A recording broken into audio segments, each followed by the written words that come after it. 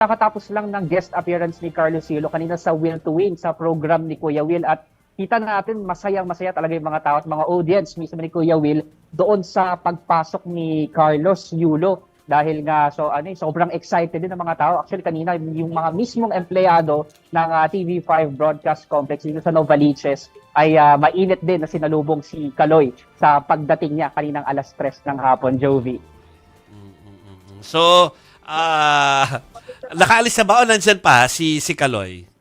Nandito pa si Kaloy, nasa loob pa siya ng TV5 dito sa Novaliches, pero ilang minuto na lang sabi ng kanyang team at ng TV5 ay aalis na rin siya. Actually, nandito ako sa harapan ng sasakyan niya ngayon, Jovi. Para magpa-selfie, Francis. Oo, mag-selfie ka na dyan. Okay, sige. Kulang na source, pero thank you sa pag-cover mo dyan sa aming dating bahay. Yes. Sa Novaliches. Thank you. That was Francis Orso. Thank you, Francis.